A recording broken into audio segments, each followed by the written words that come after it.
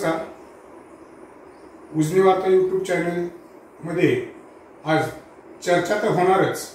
या कार्यक्रमामध्ये आपल्याला पाहुणे लाभलेले आहेत दलित चळवळीचे तसेच समाजवादी चळवळीचे आणि मंडल आयोगाचे गाडे अभ्यासक,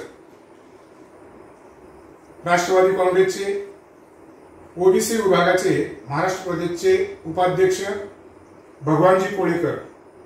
नमस्कार सर. नमस्कार. जय भीम.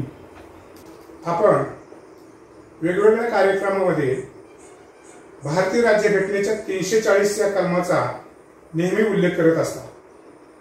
हे कलम नक्की काय आहे, तसेच या कलमाचा राज्यघटनेतील मतितार्थ काय आहे, हे जरा आमच्या प्रेक्षकांना सविस्तर सांगा.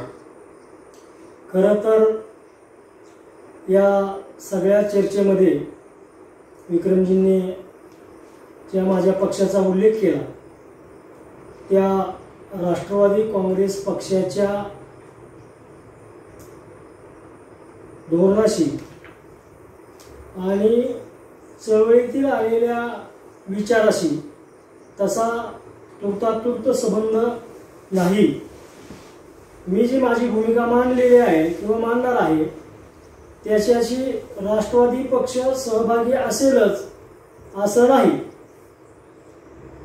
मुळात जो प्रश्न आहे की 340 भारतीय संविधानातल्या कलमाचा अर्थ, त्याची सुरुवात आपल्याला फार पूर्वी मागे जाऊन करावी लागेल. त्याची चर्चा 1946 साली भारताचं दैवत परमपूज्य डॉक्टर बाबासाहेब आंबेडकरांनी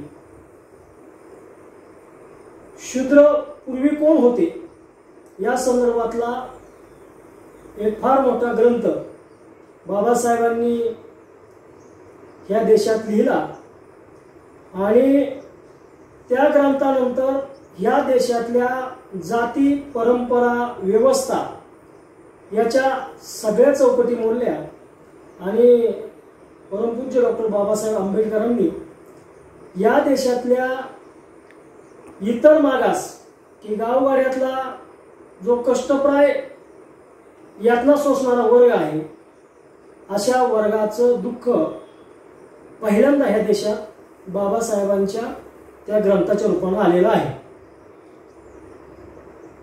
मध्यंतरी राम मंदिराच्या प्रश्नावर सुप्रीम कोर्टाचा राम मंदिर उभारण्यासंदर्भात जो निर्णय झालेला आहे, आपण न्यायपालिकेला संविधानामध्ये मान्यता देतो त्याप्रमाणे राम मंदिराचा प्रश्न न्यायालयाच्या मार्गाने जो न्यायालयाचा निर्णय झालेला आहे त्याचं आपण स्वागत करू. पण ज्या राम मंदिराच्या प्रश्नाने या देशातल्या हिंदू असलेल्या 52% ओबीसींचं जे अतोनात नुकसान केलं, ज्या राम मंदिराच्या प्रश्नामुळे मंडल आयोगाची अंमलबजावणी होऊ शकली नाही आणि ह्या देशातला 52% वर्ग हा राजकीय, सामाजिक, शैक्षणिक या सगळ्या गोष्टीपासून दूर राहिला, याचा आज मनाला खेद होतो. आता 340 कलम बऱ्याचदा बाबासाहेबांच्या बद्दल एक चुकीची कल्पना की बाबासाहेबांनी विशिष्ट एका घटकासाठी काम केलं, पण हे खोटं आहे.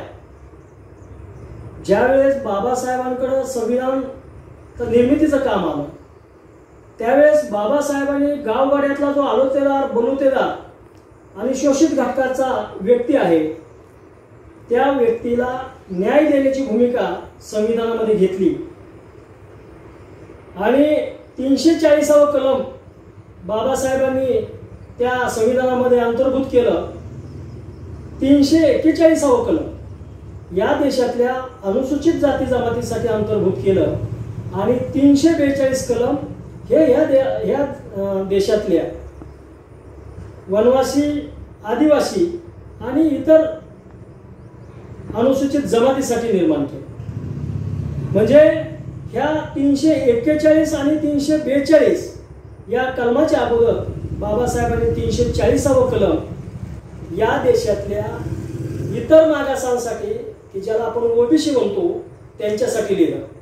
त्यावेळेस खरं तर बाबासाहेबांना जर आणखीन पाठिंबा त्या समितीत मिळाला असता तर जशी 341व्या कलमाला सुरक्षितता मिळालेली आहे आणि 342व्या कलमाला जशी सुरक्षितता मिळाली आहे तशी सुरक्षितता 340व्या कलमाला मिळाली असती. पण सरदार वल्लभभाई पटेल, पंडित नेहरू, डॉक्टर राजेंद्र प्रसाद या काँग्रेसच्या मंडळींनी आणि घटना समितीतील अनेक सदस्यांनी बाबासाहेबांवर त्यावेळेस त्या समितीतल्या लोकांनी प्रचंड बाबासाहेबांना विरोध केला. पण बाबासाहेबांच्या या अथांग ज्ञानापुढं ही सगळी मंडळी फिकी पडली आणि बाबासाहेबांच्या त्या ज्ञानाच्या पुढं ह्याला शरण जावं लागलं आणि बाबासाहेबांनी आग्रह करून 340वां कलम भारतीय संविधानामध्ये, भारतीय राज्यघटनेमध्ये समाविष्ट केलं. आता ह्या कलमाचा अर्थ काय होतो? तर ह्या कलमाचा अर्थ असा होतो की भारताचे राष्ट्रपती वेळोवेळी या देशातल्या इतर मागासवर्गीयांच्या संदर्भात वेगवेगळे आयोग नेमून त्यांच्या मागासलेपणाची कारणे ते शोधतील. त्यांचं इतर समूहाबरोबरचं जीवन उंचावण्यासाठी तो आयोग सरकारला काही शिफारशी करील आणि त्यांचं राजकीय, सामाजिक, शैक्षणिक, आर्थिक या सगळ्या बाबतीतलं जीवन उंचवण्यासाठी राष्ट्रपती संसदेच्या दोन्ही सभागृहासमोर हे विषय मांडतील आणि सरकार या सगळ्या घटकांना वेगवेगळ्या योजना आखून त्याची अंमलबजावणी करतील. असं 340व्या कलमाचा थोडक्यात अर्थ असा. ज्यांना आपण अलीकडच्या काळामध्ये ओबीसी असं म्हणतो, तर ह्या देशातला 1931च्या जनगणनेमधला 52% ओबीसी असल्याचं 1931च्या जनगणनेनं सिद्ध झालेलं आहे. आणि अशा 52% ओबीसींना या बाबासाहेबांच्या ह्या ज्ञानाचा फायदा झालेला आहे. त्याच्यामध्ये तेली, तांबुळी, धनगर, कोळी आणि ज्या 18 पगड जाती, त्या जाती ज्यांना अलीकडल्या काळामध्ये आपण ओबीसी म्हणतो, अशा सगळ्या ओबीसींना, या देशातल्या 52% ओबीसींना बाबासाहेबांच्या या सगळ्या अभ्यासाचा, कष्टाचा लाभ होतोय. 26 जानेवारी 1950ला या देशामध्ये प्रजासत्ताक गणतंत्रानुसार संविधान लागू झाल्यानंतर त्या पंडित जवाहरलाल नेहरू मंत्रिमंडळामध्ये बाबासाहेब कायदेमंत्री झाले. मुळात 340व्या कलमाला बाबासाहेबांच्या इच्छेनुसार संरक्षित करता आलं नव्हतं. ती खंत बाबासाहेबांच्या मनात होती आणि मग ज्यावेळेस बाबासाहेब कायदेमंत्री झाले देशाचे, त्यावेळेस बाबासाहेबांनी या देशामध्ये ओबीसींची जनगणना आणि हिंदू कोड बिल या 2 गोष्टींचा आग्रह संसदेमध्ये धरला. ओबीसींची जनगणना झाल्यानंतर ओबीसींच्या लोकसंख्येच्या प्रमाणात केंद्र सरकारला आर्थिक तरतूद करावी लागणार होती. म्हणजे 100 रुपयापैकी जर 52% ओबीसी असतील आणि त्यांची जनगणना झाली तर 52 रुपये हे ओबीसीसाठी अर्थसंकल्पात केंद्र सरकारला तरतूद करावी लागली असती. हे बाबासाहेबांनी फार चाणक्षपणे या ओबीसीसाठी ही मागणी लावून धरली. हिंदू कोड बिल की या देशातल्या सर्व धर्मातल्या स्त्रियांना त्यांच्या कौटुंबिक संपत्तीमध्ये समान अधिकार असला पाहिजे असा हिंदू कोड बिलाचा अर्थ होतो. दोन्ही प्रश्न, एका बाजूला स्त्रियांचे प्रश्न, ह्या देशातल्या सगळ्या धर्माच्या स्त्रियांचे प्रश्न आणि ओबीसींची राष्ट्रीय जनगणना, या 2 गोष्टीकडे पंडित जवाहरलाल नेहरू सरकारने पूर्णपणे दुर्लक्ष केलं बाबासाहेबांनी वारंवार ह्या गोष्टीची मागणी करून सुद्धा पंडित नेहरूंनी बाबासाहेबांच्या ह्या सगळ्या मागण्या मान्य केल्या नाही आणि मग त्या सरकारवर नाराज होऊन 27 सप्टेंबर 1951 मध्ये बाबासाहेबांनी आपल्या कायदेमंत्रीपदाचा राजीनामा दिला। पण बाबासाहेबांसारख्या विद्वान व्यक्तीने या देशातल्या कायदेमंत्रीपदाचा राजीनामा दिल्यानंतर तो राजीनामा बाबासाहेबांनी का दिला याची चर्चा नेहरू सरकारने संसदेच्या दोन्ही सभागृहात घडून दिलेली नाही। फक्त एका ओळीत बाबासाहेबांचा राजीनामा मंजूर केला। जर ह्या देशातल्या लोकांना संसदेमध्ये बाबासाहेबांच्या राजीनाम्याविषयी कळालं असतं तर ह्या देशातला 52% ओबीसी हा पेटून उठला असता आणि जगासमोर या देशातल्या ओबीसींसाठी, दलितांसाठी नाही, या देशातल्या ओबीसींसाठी डॉक्टर बाबासाहेबांनी या देशातल्या सर्व धर्माच्या महिलांकरिता डॉक्टर बाबासाहेबांनी कायदेमंत्रीपद लाथारलं असा संदेश जगासमोर गेला असता आणि या देशात ओबीसींनाही हे कळालं असतं। त्याच्यामुळं डॉक्टर बाबासाहेबांचा राजीनामा हा 2 ओळीमध्ये सरकारनं मंजूर केला आणि त्याची चर्चा भारतात जगात कुठेही घडून दिलेली नाही। अशा पद्धतीचं कटकारस्थान डॉक्टर बाबासाहेबांच्या राजीनाम्यावर सुद्धा नेहरू सरकारने केलेलं होतं। परंतु बाबासाहेबांनी ह्या संविधानाची रचनाच इतकी मजबूत करून ठेवलेली आहे, जरी बाबासाहेब कायदेमंत्री ह्या देशाच्या सरकारमध्ये नव्हते तरी पण संविधानामुळं भारताच्या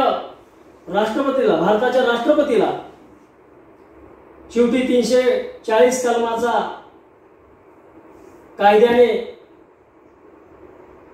वेगवेगळे आयोग नेमण्याचा अधिकार निर्माण झालेला होता आणि बाबासाहेबांच्या ह्या कलमामुळं राष्ट्रपतींना पुढं आयोग नेमावा लागला। हे जो आयोग नेमण्याचे घटनेच्या माध्यमातून बाबासाहेबांनी जी तरतूद केली त्या आयोगांचं पुढे काय झालं? बाबासाहेब सरकारमधून बाहेर पडले आणि महाराष्ट्रातील डॉक्टर पंजाबराव देशमुख आणि एल चांदापुरी हे 2 सहकारी बाबासाहेबांना भेटले आणि त्यांनी ह्या देशामध्ये SC ST OBC अशा पद्धतीची चळवळीची आखणी करायची याचा एक प्लॅन तयार केला आणि ह्याचा सुगावा त्यावेळेच्या पंतप्रधान पंडित नेहरूंना लागला आणि मग पंडित नेहरूंनी तातडीनं राष्ट्रपतींना मागणी केली की 340व्या कलमानुसार तातडीने एखादा आयोग नेमा। त्याप्रमाणे 29 जानेवारी 1952 साली ह्या देशात पहिला मागासवर्ग आयोग नेमला। ज्येष्ठ गांधीवादी नेते काकासाहेब कालेलकर हे त्या आयोगाचे अध्यक्ष झाले आणि संबंध 5 वर्ष काकासाहेब कालेलकर आणि त्यांच्या टीमने संबंध देशभर दौरे केले। 5 वर्षाचा अभ्यास करून ह्या देशातल्या मागासवर्ग जाती कोणत्या आहेत, त्यांच्या मागासलेपणाची कारणं काय आहेत, हे सगळं त्यांनी मांडलं आणि 1950 जाती ह्या देशातल्या 2319 जाती काकासाहेब कालेलकरांनी या देशामध्ये त्या आयोगाने ठरवल्या आणि त्याच्या शिफारसीचा अहवाल 30 मार्च 1955 रोजी काकासाहेब कालेलकरांनी तो अहवाल राष्ट्रपती डॉक्टर राजेंद्र प्रसाद यांच्याकडे दिला। राजेंद्र प्रसादांनी 30 मार्चच्या रात्री त्या अहवालातील सगळ्या शिफारसी बघितल्या आणि राजेंद्र प्रसाद प्रचंड संतापले आणि त्यांनी पंडित नेहरूंना आपली नाराजी कळवली। केंद्र सरकारने पंडित नेहरूंनी आणि त्यांच्या सगळ्या सहकाऱ्यांनी काकासाहेब कालेलकरांवर प्रचंड दबाव आणला आणि 31 मार्चला स्वतः काकासाहेब कालेलकर राष्ट्रपती भवनात गेले आणि त्यांनी राष्ट्रपतींना पत्र दिलं की आयोगाचा अध्यक्ष या नात्याने मी या सरकारला शिफारसी केलेल्या आहेत त्या शिफारशीशी मी संमत नाही. त्याच्यामधल्या अनेक शिफारशी माझ्या मनाला पटत नाहीत, त्या खटकतात. ह्या सगळ्या एका दिवसाच्या कारस्थानामध्ये, एका रात्रीच्या कारस्थानामध्ये केंद्र सरकार, त्यावेळेचे पंतप्रधान यांनी फार मोठा दबाव तंत्र वापरल्यानं आणि स्वतः आयोगाचेच अध्यक्ष या आयोगाच्या शिफारशीला विरोध करतात असा एक संदर्भ सरकार पुढे आल्यानं काकासाहेब कालेलकर आयोगाचा विषय संसदेच्या दोन्ही सभागृहासमोर राष्ट्रपतींनी किंवा सरकारने आणण्याचा प्रश्नच राहिला नाही. असं एकंदरीत साधारणतः या काकासाहेब कालेलकर आयोगाची अवस्था त्यावेळेस झाली.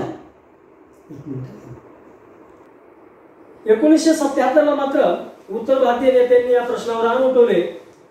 इंदिराजींच्या विरोधात एकत्र आलेल्या मोरारजी देसाई सरकारने आपल्या जाहीरनाम्यामध्ये ह्या आयोगासंदर्भात काकासाहेब कालेलकर आयोगाची अंमलबजावणी करू असं वचन दिलेलं होतं. पण दुर्दैवाने काही काळ गेल्यानंतर सरकारने आपली भूमिका बदलली आणि काकासाहेब कालेलकर आयोगाला खूप वर्ष झालेली आहे. आता नव्याने आपण आयोग नेमला पाहिजे. त्यावेळेच्या शिफारशी आणि आत्ताच्या प्रत्यक्षात ओबीसींची परिस्थिती याचा नव्याने अभ्यास केला पाहिजे असं त्यावेळेस सरकारला, मोरारजी देसाई सरकारला वाटलं.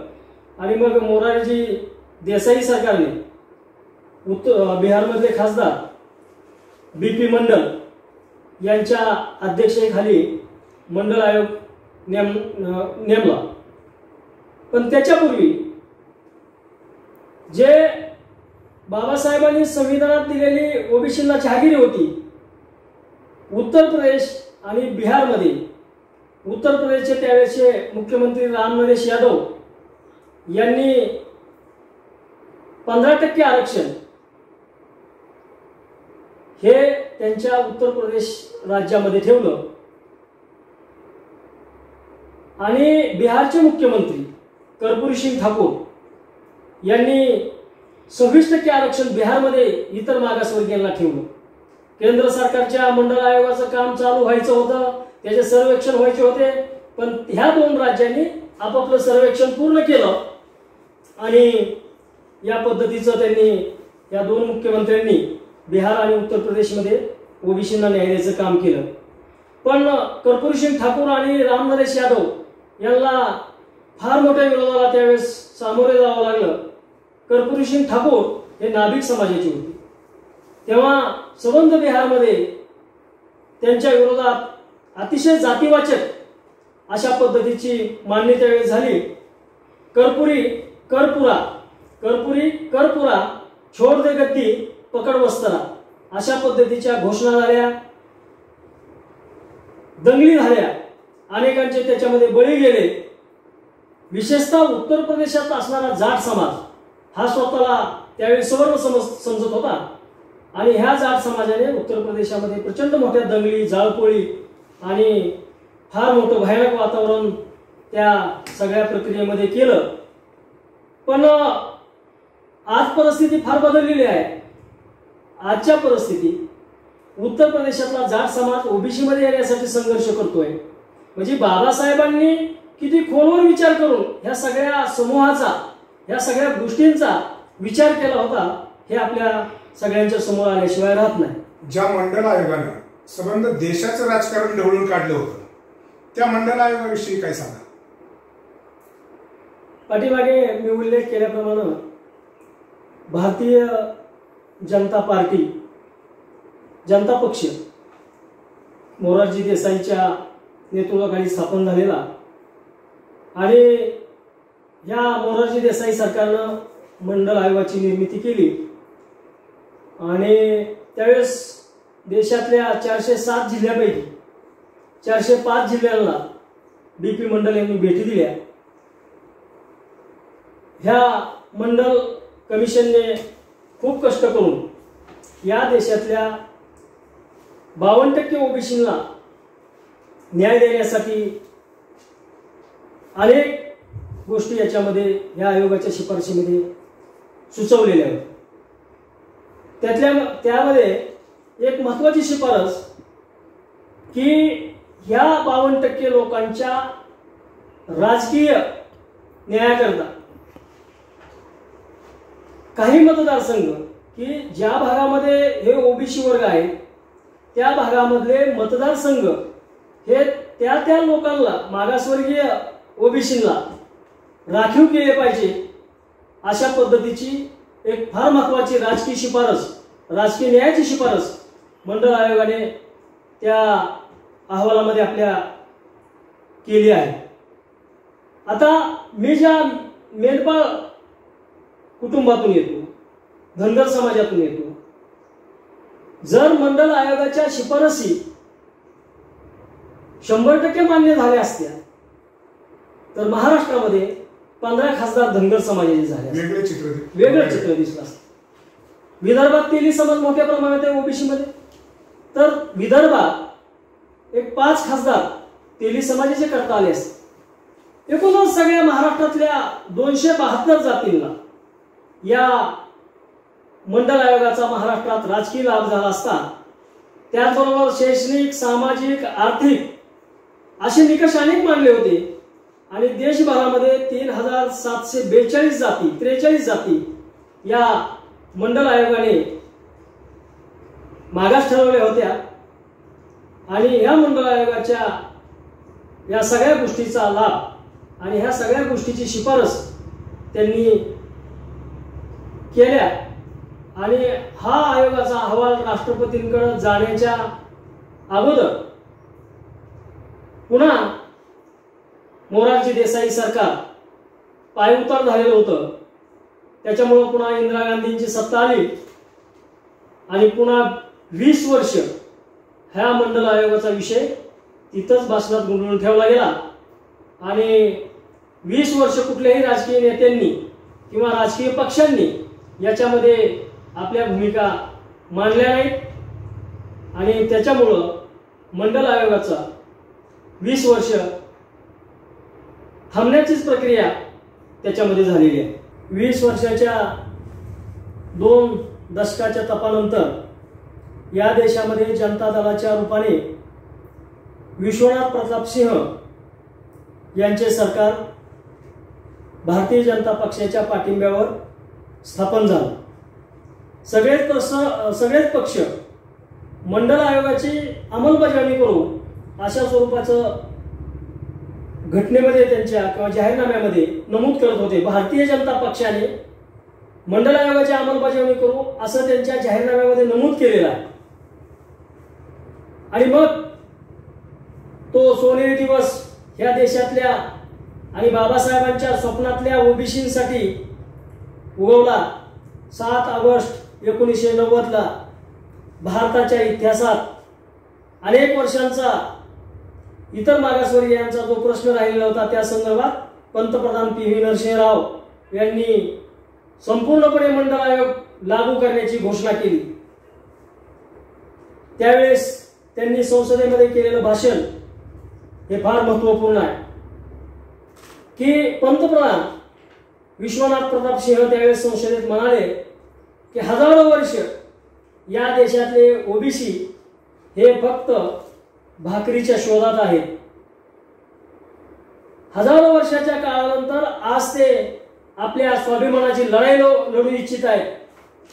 पण मला हे सांगताना फार मोठं धाडस करावं लागत आहे की ते आज आपल्या स्वाभिमानाची लढाई लढत आहेत. व्ही.पी. सिंगांनी भारतीय संसदेमध्ये घोषणा केल्यानंतर या देशामध्ये प्रचंड दंगली, जाळपोळी, आत्मदहन आंदोलन अशा पद्धतीच्या आंदोलनांनी या देशामध्ये हाहाकार माजवला आणि अनेक ठिकाणी या मंडळ आयोगाला आणि व्ही.पी. सिंगांच्या या निर्णयाला प्रचंड मोठ्या प्रमाणावर विरोध झाला. देशामध्ये मंडळ आयोगाच्या विरोधात निदर्शनं होत होती, आंदोलनं होत होती, जाळपोळी होत होत्या. त्यावेळेस स्वतःलाच पुरोगामी समजणारी काँग्रेस, या काँग्रेस पक्षाची त्यावेळेची भूमिका काय होती आणि काँग्रेस पक्ष ओबीसीसाठी पुढे आला होता का, नव्हता तर का आला नसेल याविषयी काही बघा. काँग्रेस पक्षाची ओबीसींना विरोध करण्याची परंपरा नेहरू पटेलांपासून आजच्या क्षणापर्यंत कायम आहे. भारतीय जनता पक्ष हा त्याच्या अजेंडाने, त्याच्या कर्तृत्वाने, त्याच्या विकासाच्या धोरणाने या देशात मोठा झालेला नाही. भारतीय जनता पक्षाला खऱ्या अर्थानं मोठं केलं असेल तर ते काँग्रेस पक्षानेच केलेलं आहे. जसा भारतीय जनता पार्टी ही हिंदुत्ववादी विचाराची पार्टी आहे, तशीच हिंदू महासभेचं रूपांतर झालेलं मुखर्जी, बॅनर्जी आणि चटर्जी या नेत्यांनी हिंदू महासभेचं राष्ट्रीय काँग्रेसमध्ये रूपांतर केलेलं आहे.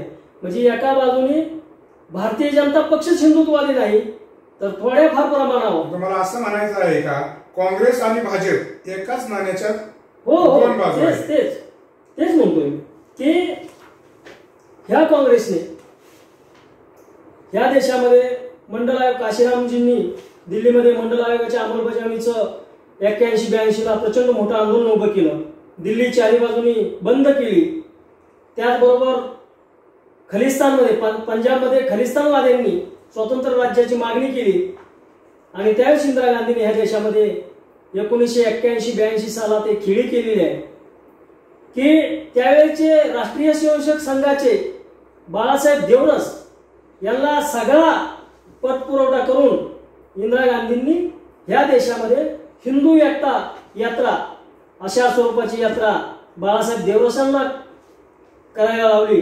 सबंध ती यात्रा ह्या देशात फिरून ती ज्यावेळेस दिल्लीला गेली त्यावेळेस देशाच्या पंतप्रधान, तत्कालीन पंतप्रधान स्वर्गीय इंदिरा गांधी यांनी हिंदू एकता यात्रेच्या राष्ट्रीय स्वयंसेवक संघाच्या बाळासाहेब देवरसांच्या रथयात्रेचं स्वागत केलेलं आहे. हे जगाला माहिती आहे, हे भारताला माहिती आहे. दुसरी गोष्ट की राम मंदिर, बाबरी मशिदीचा जो मुद्दा होता, न्यायालयाचे काही निर्देश होते. त्यावेळेस राजीव गांधी पंतप्रधान होते. त्यावेळेस राजीव गांधींनी त्या मशिदीचे दरवाजे मोकळे केलेले, सरकारने आदेश देऊन मोकळे केलेले की तिथं पूजा अर्चेसाठी सुरुवात झाली पाहिजे. ही राजीव गांधीची संकल्पना आहे.